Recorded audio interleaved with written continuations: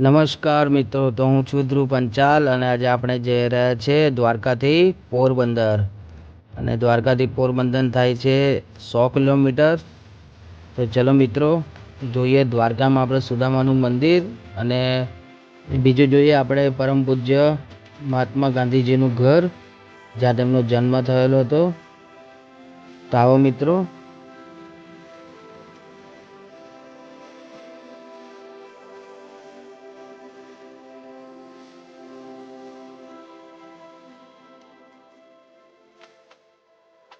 જ્યાં આપણે આવી પહોંચ્યા છે પોરબંદર, અને પોરબંદરમાં આપણાને વિદેશી પક્ષી આપણું સ્વાગત કરે છે. તો વિડીયો જોતા રહેજો.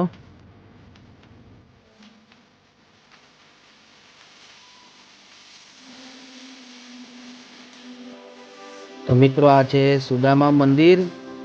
જે મંદિર પોરબંદરના એન્ટ્રન્સમાં બનાવવામાં આવ્યું છે. આ મંદિરનું પ્રતીક છે કે સુદામા અને શ્રી કૃષ્ણ ભગવાનની મિત્રતાનું એક પ્રતીક છે.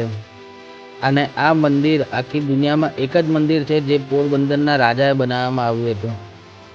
આ મંદિર 1902માં બનવાનું ચાલુ થયું હતું અને 1907 સુધી આ મંદિર બની ગયું હતું. સુદામાની મંદિરની બાજુમાં એમની કુલદેવી માં ચામુંડાનું મંદિર છે અને સામેની બાજુ સુદામા 84 લાખની પરિક્રમા છે. આ પરિક્રમા જે કરે છે તેમના પાપ અહીંયા ધોવાઈ જાય છે. તો આપણે આવી પહોંચ્યા છે મહાત્માજીના ઘરે. તમે જોઈ શકો છો ફોટામાં. આ છે મહાત્માજીનું જન્મસ્થળ. ત્યાં તેમનો ફોટો લગાવવામાં આવ્યો છે. તેમના માતા પુતળીબાઈ અને પિતા કરમચંદ ગાંધી. ગાંધીજી આ ઘરમાં રહેતા હતા. ત્યાં તેમનું પુસ્તકાલય પણ આવેલું છે, જે તેમને તેમના જીવનમાં જેટલા પણ ભારત દેશ માટે આંદોલન કર્યા, ભારત દેશ માટે લડાઈ કરી, એના દરેક વસ્તુઓ અહીંયા મૂકવામાં આવેલી છે.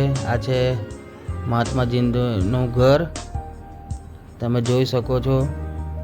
અત્યારે પણ એટલું સરસ છે, તો તમે વિચારો એ ટાઈમે કેટલું સારું હશે.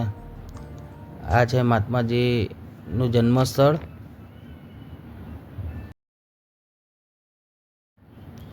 આ છે રેન વોટર હાર્વેસ્ટિંગ ટેન્ક. પહેલાંના જમાનામાં લોકો આવી રીતે વરસાદનો પાણીનો સંગ્રહ કરતા હતા. આ છે મહાત્માજીનો જન્મ જે ઓડીમાં થયો હતો, તે ઓડી છે. તમે જોઈ શકો છો.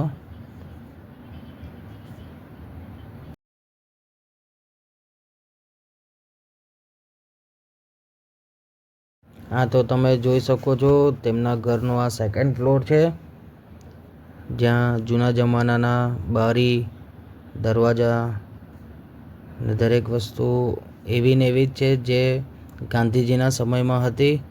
નાની ઓરડી જ્યાં તેમનો જન્મ થયેલો હતો. અહીંયાથી તેમનું આખું ઘર દેખાય છે. તો તમને ઘર બતાવું એમનું. અને આ છે ગાંધીજીનું પુસ્તકાલય, જે એમના જીવન જરૂરિયાતની જેટલી પણ વસ્તુઓ હતી જેનો સંગ્રહ અહીંયા કરવામાં આવેલો છે. તો તમે જોઈ શકો છો.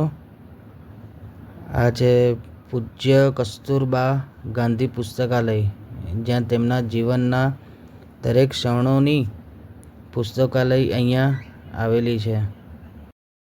ગાંધીજીનો જન્મ 2 ઓક્ટોબર 1869માં થયો હતો પોરબંદરમાં. અને તમે જોઈ શકો છો કે તેમના સંગ્રહાલય સ્થાનની અંદર એમના સમયનો રેડિયો, એમની જૂના જમાનાના એમના ફોટા, જ્યાં એમને બ્રિટિશ ભણવા ગયા હતા ત્યારની તેમની જે ડિગ્રી મેળવી હતી તેના ફોટા, એમની પુસ્તકો, તેમના જીવન જરૂરિયાતની જેટલી પણ વસ્તુ હતી, જે તે સમયમાં કાંસાના વાટકા, કાંસાની થાળી, પિત્તળના વાટકા, દરેક વસ્તુ જે વપરાશ કરતા હતા તેનો પણ અહીંયા સંગ્રહ કરવામાં આવ્યો છે.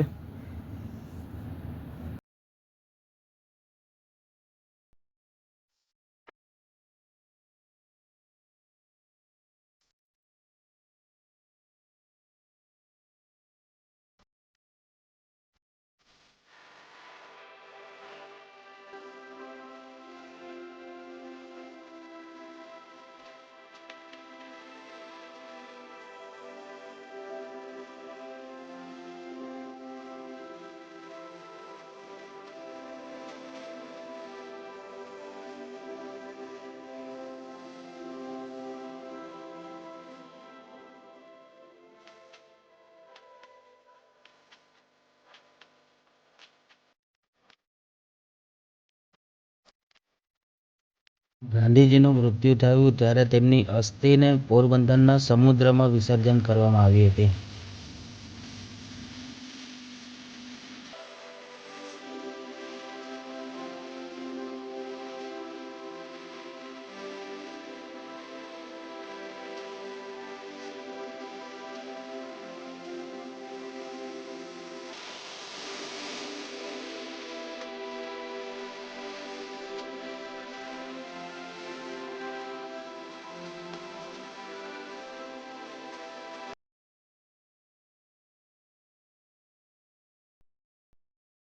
ચલો તો મિત્રો, આપણે નીકળી ગયા છે પોરબંદરથી સોમનાથ જવા માટે. અને સોમનાથ જતાં જતાં વચ્ચે આવે છે માધવપુર બીચ. તો બતાવું તમને માધવપુર બીચ. ખૂબ જ સરસ છે, જ્યાં તમે 2-3 કલાક ટાઈમ સ્પેન્ડ કરી શકો છો. અને અહીંના નારિયેળ ખૂબ જ સરસ હોય છે. તો તમે ત્યાંના નારિયેળ પીજો ચોક્કસથી, જ્યારે પણ જાઓ ત્યારે.